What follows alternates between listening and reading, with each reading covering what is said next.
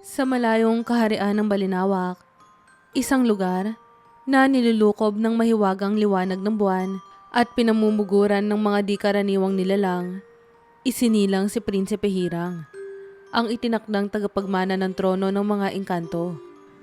Sa kanyang dugo nananalaytay ang kapangyarihan ng kanyang lahi. Isang dugong dapat pag-isahin sa pamamagitan ng isang kasal na matagal nang itinakda ng kanyang mga ninuno. Sa loob ng maraming taon, pinalaki siya ng kanyang ama, si Haring Daluyong, na may paniniwala na ang kanyang tungkulin ay higit sa kanyang sarili. Ang kasal kay Prinsesang Marilag mula sa angkan ng mga maligno ay hindi isang bagay na maaaring talikuran. Ang pag-iisang dibdib nilang dalawa ay nangangahulugan ng muling pagsasama ng dalawang makapangyarihang lahi ng mga engkanto. Ngunit sa puso ni Prinsipe Hirang, hindi ito pag-ibig. Isa itong tanikala na hindi niya kayang pasanin. Noong gabi bago ang kanyang kasal, tumakas siya sa palasyo. Tinatahak ang kagubatan ng gubatang itim, ang tanging lugar sa kanilang kaharian na hindi saklaw ng kapangyarihan ng kanyang pamilya. Ngunit sa kanyang pagtakas, isang mas matinding kapalaran ang humabol sa kanya. Sa loob ng kagubatan, isang matandang babaylan ang sumalubong sa kanya. Si Babaylang Luwalhati. Isang matandang nababalot ng puting belo. May tinig na tila hangin sa pagitan ng mga dahon. Isang prinsipe ang nagtatangkang tumakas sa kanyang kapalaran. Ngunit walang sino mang maaaring umiwas sa sariling anino. Hindi nakasagot si Prinsipe Hirang. Ngunit bago siya makalayo, itinaas ng babaylan ng kanyang kamay. At sa isang iglap, dumilim ang paligid. Isang matinding alingawngaw ng kulog ang yumanig sa kagubatan. Sa loob ng 100 araw, ikaw ay magiging isang hamak na mortal. Mawawala ang iyong alaala. Mawawala ang iyong kapangyarihan. At kung hindi mo matutunang mahalin ang mundong pinili mong takasan, ikaw ay mawawala magpakailanman. Wala siyang nagawa nang lunukin siya ng kadiliman. Sa isang liblib na bahagi ng isang malayong baryo, isang batang babae ang naglalakad sa gitna ng kagubatan. Ang kanyang pangalan ay Mayumi, isang matapang na dalaga na hindi natatakot sa dilim. Taglay niya ang isang busog at pana, ang kanyang sandata sa pangangaso. At sa kanyang likuran ay isang maliit na sisidlan na may halamang gamot na kanyang iniipon para sa kanilang albularyo. Habang siya ay naglalakad, isang kakaibang ingay ang umalingaw-ngaw sa hangin, na tila hindi mula sa mundong kanyang kinagisnan. Tulong! Napatingin siya sa paligid. Sa ilalim ng isang dambuhalang puno ng balete, isang lalaki ang nakahundusay. Hubad ang pangitaas, may sugat sa kanyang mga braso, at tila walang malay. Ang kanyang balat ay parang gawa sa ginto sa ilalim ng dapit hapon. At ang kanyang mukha ay tulad ng isang di karaniwang nilalang. Hindi pangkaraniwang tao. Lumapit si Mayumi. Bumunot ng punyal mula sa kanyang sinturon at marahang tinapik ang lalaki. Sino ka? Tanong niya. Walang sagot. Ngunit nang bumukas ang mga mata ng lalaki, nakita niya ang isang pares ng mata na tila sinasalamin ng kalangitan. Malalim, malungkot, at walang bahid ng pag-alala. Napasulyap siya sa paligid. Pilit iniisip kung paano napunta rito ang estrangherong ito. Sa kagubatang ito, walang basta-bastang naliligaw. Sa kanilang bayan, may mga paniniwala na ang sino mang mahulog mula sa ulap ng bundok ay maaaring isang suwail na engkanto o isang kaluluwang itinapon mula sa ibang mundo. Hindi ko alam kung sino ako. Muling sabi ng lalaki. Ang boses nito ay mahina ngunit puno ng pagtataka. Ha? Paano mo hindi malalaman ang sarili mong pangalan? Tanong ni Mayumi habang nakatitig dito. Tila hindi sigurado ang lalaki. Sinubukan nitong tumayo, ngunit napangiwi ito sa sakit ng kanyang katawan. Sa awa, napabuntong hininga si Mayumi bago inilahad ang kanyang kamay. Diyos ko, halika na. Hindi kita pwedeng iwan dito at baka lapain ka ng mga ligaw na hayop. Bagamat nag-aalangan, tinanggap ng lalaki ang kamay ng dalaga. Dinala ni Mayumi ang estranghero sa kanilang baryo. Isang maliit, ngunit payapang lugar na nakatago sa pagitan ng malalagong puno ng bundok. Sa gitna ng baryo, nandoon ang kanilang munting tahanan. Isang kubo na gawa sa kawayan, kung saan nakatira si Mayumi kasama ang kanyang nakatatandang kapatid na sila Cam, isang mandirigma at isa sa mga tagapagtanggol ng kanilang bayan. Pagpasok nila sa bahay, sinalubong sila ng matandang albularyo ng baryo, si Lola Sianang. Isang babaeng mahaba ang buhok at may matang parang laging may alam na hindi sinasabi. Sino ang dayuhan? Agad nitong tanong habang tinitignan ang lalaki mula ulo hanggang paa. Natagpuan ko po siya sa gubat. Wala siyang maalala eh. Sagot ni Mayumi habang nag-aayos ng isang banig upang makahiga ang estranghero. Lumapit si Lola Sianang at marahang hinawakan ng noo ng lalaki. Napapikit ito. Waring may nararamdaman. Ilang sandali pa, binawi niya ang kanyang kamay at tumingin kay Mayumi. Hindi siya isang ordinaryong tao. May kakaibang enerhiya sa kanyang katawan. Ngunit hindi ko pa masabi kung sino o ano siya talaga. Napatingin si Mayumi sa lalaki na ngayon ay nakatingin lang sa kanila. Tila sinusubukang intindihin ang kanilang usapan. Ano ang itatawag natin sa kanya? Tanong nila Cam na ngayon ay nakatingin din sa estranghero. Tahimik na nag-isip si Mayumi. Hindi niya alam kung bakit, pero may isang pangalang bigla na lamang lumitaw sa kanyang isipan. Dali. Bulalas niya. Nagulat maging si Mayumi sa sarili niyang sinabi. Hindi niya alam kung saan nanggaling ang pangalang iyon, pero tila ito ang nararapat. Ang lalaki, bagamat hindi pa rin maalala ang kanyang pagkatao, ay tumango. Dali. Ulit nito na para bang isinasaulo ang sarili niyang pangalan. Habang lumilipas ang mga araw, naging malinaw kay Mayumi na hindi isang ordinaryong tao si Dali. Una, hindi ito sanay sa simpleng buhay sa baryo. Nang una niyang subukang turuan ito na mag-igib ng tubig sa balon, muntik nang mabali ang balde dahil sa maling paghawak nito sa lubid. Kapag hinahawakan nito ang kutsilyo, para bang hindi pa ito kailanman humawak ng ganitong bagay. Ngunit ang pinakamalaking misteryo ay ang paraan nito ng pagsasalita. Malalim, matatas, ngunit gumagamit ng mga salitang bihirang marinig sa baryo. Parang nagmula sa isang lumang panahon. Bakit mo ba ako laging pinagmamasdan? Isang araw ay tanong ni Dali nang mahuli niyang nakatitig si Mayumi sa kanya. Napakurap ang dalaga at umiwas ng tingin. Dahil kakaiba ka. Diretsahang sagot nito. Hindi ka marunong sa mga simpleng gawain, pero minsan may ginagawa kang di ko mapaliwanag. Tulad ng isang beses na muntik na siyang madulas sa bangin. Ngunit bago pa siya tuluyang mahulog, isang ihip ng hangin ang tila dumampot sa kanya at bumalik siya sa lupa. At nang lumingon siya, nakita niyang nakatitig si Dali sa kanya. Tila siya ang may gawa ng nangyari. Ngunit hindi iyon ang pinakakakaiba. Isang gabi, habang natutulog silang lahat, nagising si Mayumi sa malamig na hangin na pumapasok sa bintana. Nagising siya upang isara ito. Ngunit natigilan siya nang makita niyang nakatayo si Dali sa labas, nakatitig sa langit. Meron siyang tinig na tila bumubulong ng hindi maintindihang wika. At sa sandaling iyon, isang liwanag ang dumaan sa langit. Isang anino ng isang nilalang na may pakpak. Napasigaw si Mayumi at agad siyang lumapit kay Dali. Ano yun? Tanong niya. Ngunit nang lumingon ito sa kanya, baka sa mukha nito ang pagkalito. Hindi ko alam. Sagot nito, ngunit may lungkot sa kanyang boses. Ngunit pakiramdam ko, may isang bagay na bumabalik sa aking alaala. Sa loob ng ilang linggo, Unti-unting natutunan ni Dalisay ang buhay sa baryo ng kanlugan.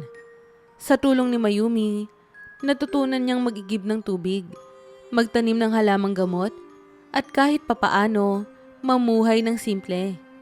Ngunit kahit gaano siya kasanay sa bagong buhay na ito, may mga gabi pa rin na ginugulo siya ng mga panaginip. Mga aninong hindi niya mawari. Mga tinig na tumatawag sa kanya sa isang wikang pamilyar, ngunit hindi niya maunawaan. Sa kabila ng kanyang kalituhan, may isang bagay siyang siguradong nararamdaman. Si Mayumi. Nagsimula siyang mahulog sa dalaga nang hindi niya namamalayan. Tuwing nakikitang tumatawa ito habang nagtuturo sa kanya ng isang gawain, may kung anong mainit na pakiramdam sa kanyang dibdib. Isang bagay na hindi niya kayang ipaliwanag, ngunit pinili niyang damhin. Si Mayumi naman, bagamat hindi niya inaamin, ay nahuhulog na rin kay Dali. Hindi niya maintindihan kung bakit, ngunit tuwing magkatabi sila, may pakiramdam siya na ligtas siya. Isang pakiramdam na noon pa niya hinahanap. Isang gabi, habang sila ay nakaupo sa tabi ng ilog, tinanong siya ni Dali. Mayumi, anong pakiramdam ng may tahanan? Nag-isip ang dalaga, nag-aalangan sa sagot. Ang tahanan, hindi ito isang lugar. Ito ay kung saan may mga taong handang tanggapin ka kahit hindi mo maalala kung sino ka. Kung saan may isang taong handa kang tanggapin, maging sino ka man. Tumingin sa kanya si Dali at sa kauna-unahang pagkakataon, nagpakita ito ng isang tunay na ngiti. Kung ganon, baka natagpuan ko na ang tahanan ko. Ngunit habang nagiging mas malapit sila, lalo namang lumalakas ang epekto ng sumpang bumalot kay Dali. Sa gabi, hindi siya makatulog. Sa kanyang panaginip, unti-unting lumilinaw ang kanyang mga alaala. Nakikita niya ang isang maringal na palasyo na gawa sa ginto. Isang trono na dapat ay sa kanya. At ng isang batang siya na pinalaki upang maging isang hari. Ngunit may isa pang mukha ang lumilitaw sa kanyang panaginip. Isang matandang babae na nakaitim, may pulang mata, at nagsalita ng isang sumpang tila bumalot sa kanyang buong pagkatao. Mawala ka sa mundo ng mga engkanto, at kung hindi mo mahanap ang iyong tunay na sarili, ikaw ay maglalaho magpakailanman. Nagising si Dali na hinahabol ang hininga. Pawis na pawis. Agad siyang lumabas ng kubo upang makahinga ng sariwa. Ngunit natigilan siya nang makita niya ang isang anino sa tabi ng gubat. Isang nilalang na tila kalahating tao at kalahating engkanto. May mahahabang kamay at maputing balat na parang marmol. Hindi ito gumalaw. Ngunit nararamdaman ni Dali ang presensya nito. At sa isang iglap, narinig niya ang isang tinig sa kanyang isipan. Huwag mong kalimutan kung sino ka. Kinabukasan, dumating ang isang pangkat ng mga kawal mula sa bayan sa paanan ng bundok. Hinahanap nila si Mayumi upang humingi ng tulong. Ang kanilang bayan ay pinagnanakawan ng isang grupo ng mga tulisan at kailangan nila ng isang mandirigma na makakatulong sa kanila upang ipagtanggol ang kanilang mga anak. Si Mayumi ay isang kilalang mandirigma. Bagamat hindi niya ito ipinagmamalaki. Noon pa man, hindi siya natatakot humawak ng sandata. Lalo na kung ang buhay ng kanyang mga kababayan ang nakasalalay. Ngunit nang marinig ito ni Dali, agad siyang tumutol. Delikado. Hindi mo alam kung ano ang maaaring mangyari, Mayumi. Aniya. Napatawa si Mayumi ngunit may lambing sa kanyang boses. Dali, lumaki ako sa panganib. Hindi ako mahina. Alam ko, pero hindi ibig sabihin na kailangan mong isugal ang buhay mo palagi. Napatitig si Mayumi sa kanya. Hindi niya inaasahan ang pag-aalalang iyon mula kay Dali. Para bang may isang bagay sa lalaking ito na hindi niya palubusang nauunawaan.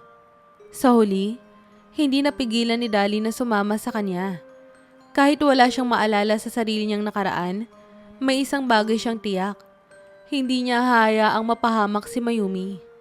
At sa paglalakbay nilang iyon, isang matinding pagsubok ang kanilang haharapin.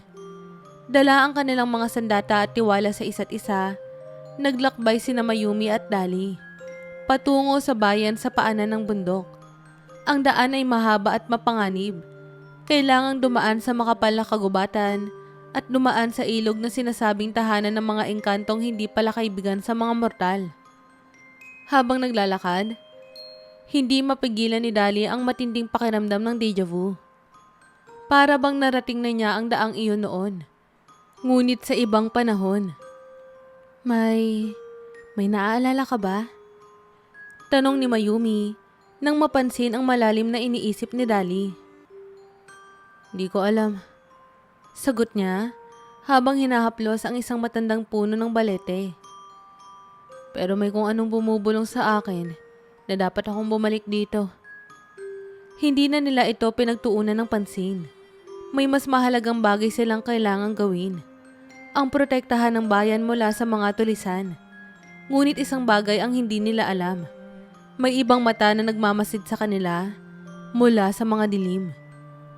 Pagdating nila sa bayan, sinalubong sila ng pinuno ng mga taga roon, si Kapitan Goryo. Mayumi, salamat sa pagdating mo. Ang mga tulisan ay bumabalik tuwing kabilugan ng buwan. Ninanakaw ang aming pagkain at dinadala ang aming mga anak. Nagtagis ang bagang ni Mayumi sa narinig. Alam niya ang kasamaan ng mga tulisan. Ngunit ang pangingidnap ng mga bata ay hindi niya mapapalagpas. Hindi nag-aksaya ng oras ang dalawa. Sa pagsapit ng gabi, nagabang sila sa paligid ng bayan. Handa sa anumang panganib. At hindi nagtagal, dumating ang mga tulisan. Matitipunong lalaki, nakasuot ng kulay abo at may dalang mga tabak, ngunit may isang bagay na kakaiba sa kanila. Ang kanilang mga mata ay hindi normal. Kulay dilaw ito, nagliliwanag sa dilim. Hindi sila ordinaryong tulisan. Bulong ni Dali habang humigpit ang hawak sa kanyang sandata. At doon nila natuklasan ang katotohanan. Hindi tao ang mga tulisan. Sila ay mga alagad ng isang makapangyarihang engkanto. Mga halimaw na nag-aanyong tao upang malinlang ang mga mortal. Sa gitna ng labanan, si Dali ay nakaramdam ng kakaibang enerhiya sa kanyang katawan. Sa tuwing igagalaw niya ang kanyang sandata, ang hangin sa paligid ay tila sumusunod sa kanyang utos. Isang napakalakas na puwersa ang bumabangon sa loob niya. Isang bagay na hindi niya naunawaan. Ngunit parang matagal ng bahagi ng kanyang pagkatao. Mayumi, lumayo ka! Sigaw niya nang makitang isang halimaw ang susugod sa dalaga. Tumalon si Mayumi at umiwas sa atake. Ngunit bago pa makalapit ang kalaban, biglang kumilos si Dali nang hindi sinasadya. Inilahad niya ang kanyang kamay at sa isang iglap, isang bugso ng hangin ang bumalot sa paligid. Itinulak ang halimaw palayo sa kanila. Napatigil si Mayumi, pati na rin ang mga kalaban. Ano ang ginawa mo? Tanong ng dalaga, baka sa mukha ang gulat. Si Dali mismo ay hindi makapaniwala.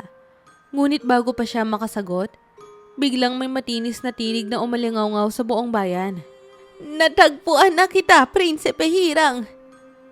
Mula sa kadiliman, lumitaw ang isang matandang babae. Nakasuot ng itim na balabal, may pulang mata, at mga kuko na tila matutulis na pangil. Siya si Babaylang Luwalhati, ang mismong nagsumpa kay Dalisay noon. Matagal na kitang hinahanap, anak ng malinawag.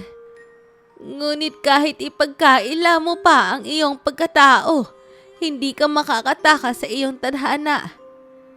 Nagbalik ang mga alaala ni Dali sa isang iglap. Ang kanyang pagbabata sa palasyo, ang kanyang pagtakbo sa kagubatan, at ang sumpang bumalot sa kanya. Siya ay hindi isang ordinaryong mortal. Siya ay isang engkantado, ang tunay na prinsipe ng Balinawak. Napaatras si Mayumi at hindi makapaniwala. Dali, totoo ba to? Tanong niya, ang boses ay nanginginig.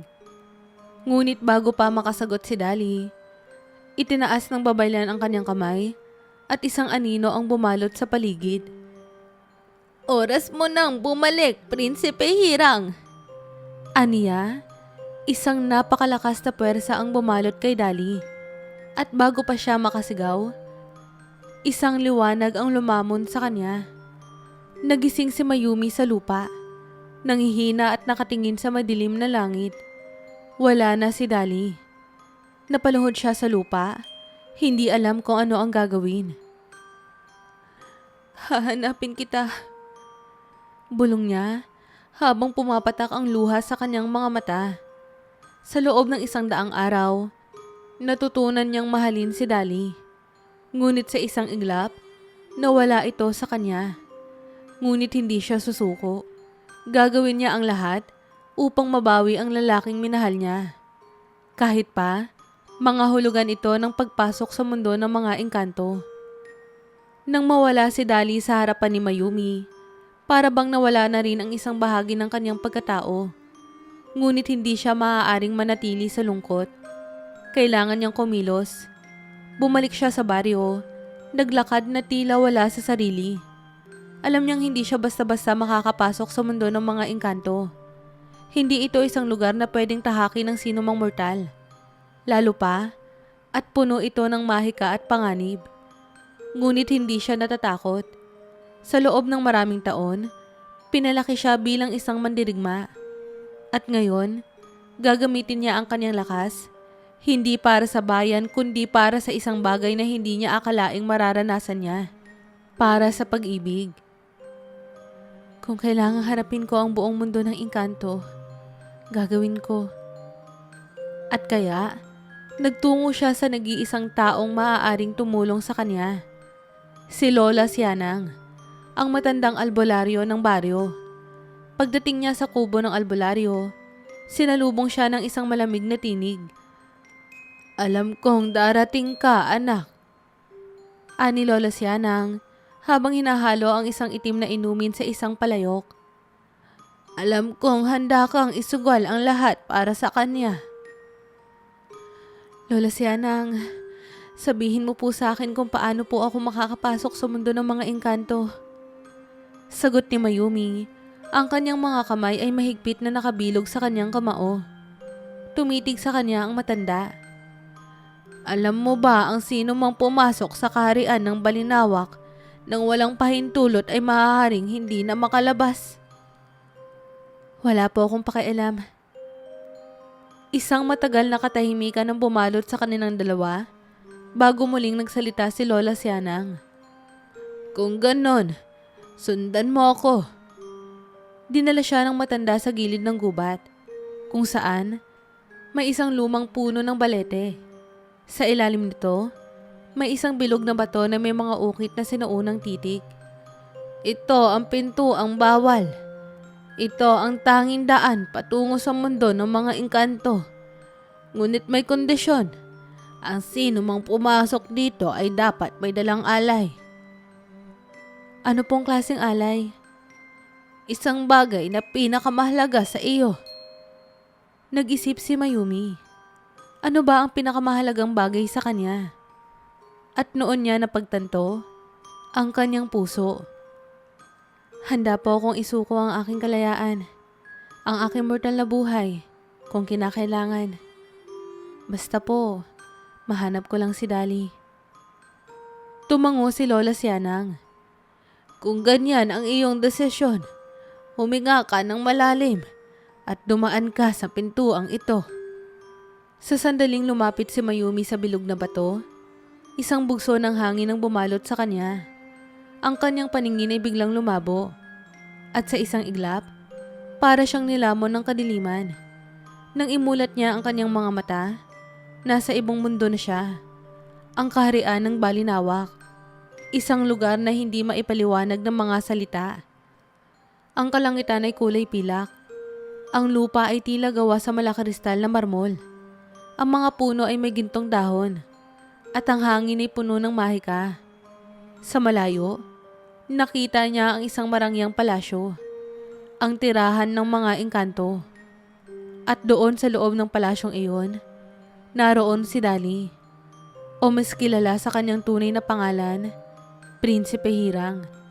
Sa loob ng palasyo, nagising si Dali na parang nananaginip. Nakaupo siya sa isang malambot na kama, ngunit pakiramdam niya ay hindi siya ganap na gising. Isang tinig ang bumalot sa kanyang isipan. Ikaw ang prinsipe ng Balinawak, ang tagapagmana ng ating lahi. Panahon na upang iwan mo ang iyong nakaraan at tanggapin ang iyong kapalaran. Sa harapan niya, lumitaw si Babaylang Luwalhati, ang babaeng bumura ng kanyang alaala. Bakit ako nandito? Tanong ni Dali. Pinipilit alalahanin ng lahat. Dahil ikaw ang dapat mamuno sa amin at hindi ka maaaring makipag-ugnayan sa isang mortal. Ang buhay mo kasama siya ay isang panaginip lamang. Narito ang iyong totoong mundo. Ngunit sa loob niya, alam niyang may kulang. May isang bagay siyang hinahanap. Isang bagay na mas mahalaga kaysa sa trono. At noon, may narinig siyang tinig mula sa labas ng palasyo. Dali! Napalingon siya at doon niya nakita si Mayumi. Nakatayo sa gitna ng bulwagan, walang takot, walang pag-aalinlangan, kahit napapaligiran siya ng mahikang hindi niya nauunawaan. Mayumi. Noon lang niya naalala ang lahat. Noon lang niya muling naramdaman ang init ng pagmamahal. At noon niya napagtanto na hindi niya kailangan ng isang kaharian. Ang kailangan niya ay siya. Ngunit bago pa siya makagalaw, itinaas ni Babaylang Luwalhati ang kanyang kamay. Hindi mo maaaring talikuran ang iyong kapalaran. Kung pipiliin mong bumalik sa kanya, mawawala ka sa mundong ito. Sa isang iglap, isang matinding hangin ang bumalot kay Dali. Tila hinihila siya pabalik sa kanyang trono. Napasigaw si Mayumi. Dali, lumaban ka! Ngunit napansin niyang tila nawawalan ng lakas si Dali. Alam niyang may isang bagay na humahadlang sa kanya. At noon niya naalala ang sinabi ni Lola Sianang. Ang bawat engkanto ay may nakatali sa kanilang mundo. Kung gusto mong bawian siya, kailangan mong sirain ang tanikala na bumabalot sa kanya. At noon, isang bagay ang naisip ni Mayumi. Kung ang mundo ng engkanto ay nakatali sa pamamagitan ng sumpa, may isa lamang paraan upang sirain ito. Kailangan niyang ialay ang sarili niyang kaluluwa upang mapalaya si Dali. Tumingin si Mayumi sa paligid. Naramdaman niya ang lumalakas na mahika na bumabalot sa katawan ni Dali. Alam niyang wala ng ibang paraan. Kung kailangan mawala ako, para maligtas siya, tatanggapin ko. Sa huling sandali, isinara niya ang kanyang mga mata at ibinulong ang huling salita. Mahal kita, Dali. At sa isang iglap, isang matinding liwanag ang bumalot sa buong palasyo. Si Mayumi ay biglang naglaho, kasama ang mahikang bumabalot kay Dali. Nang bumalik ang liwanag sa palasyo ng Balinawak, natagpuan ni Dali ang kanyang sarili sa harap ng trono. Ngunit wala na si Mayumi, ang babaeng nagmahal sa kanya. Ang babaeng handang isakripisyo ang sarili upang mapalaya siya.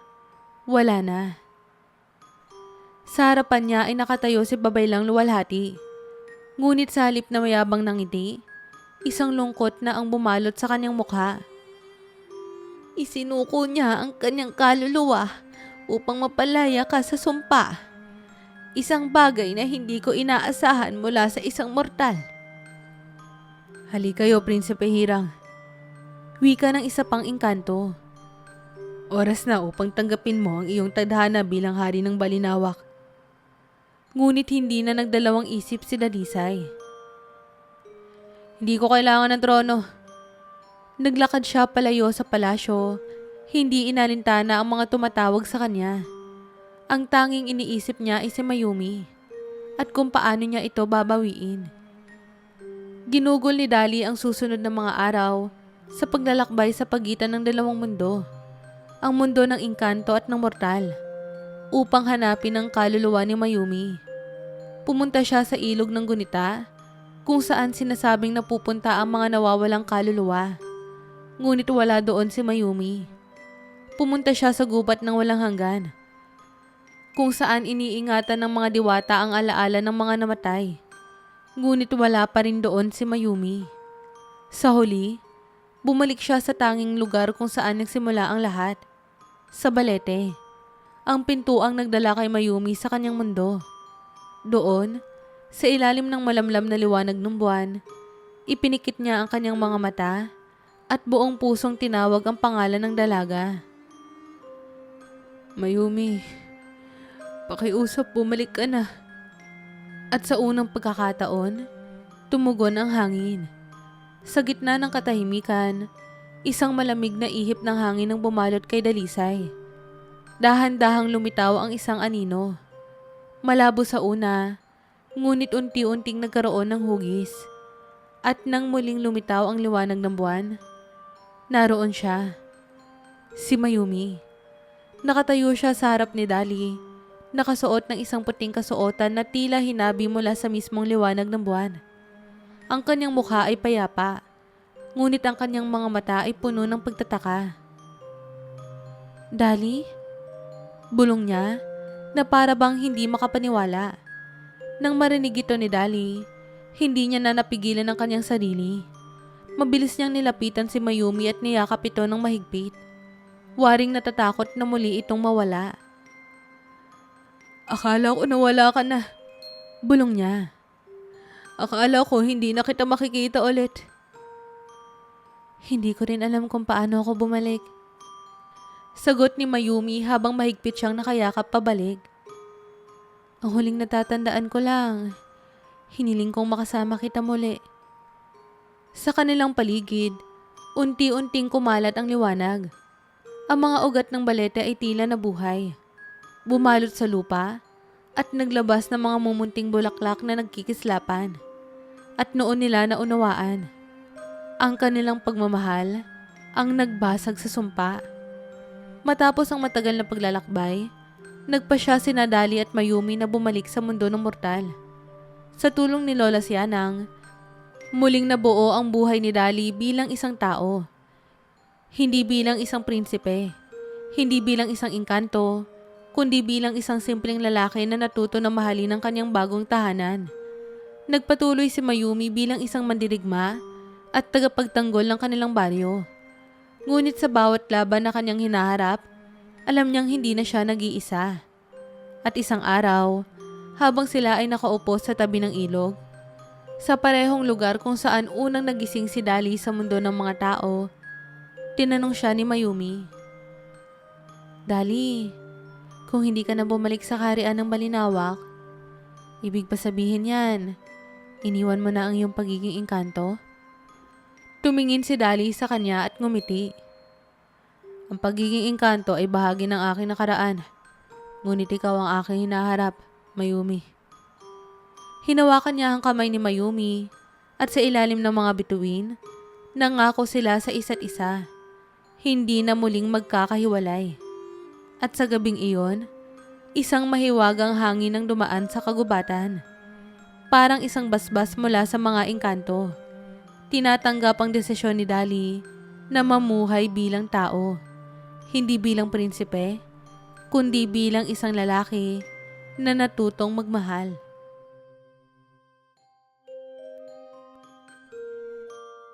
Kamusta po kayo?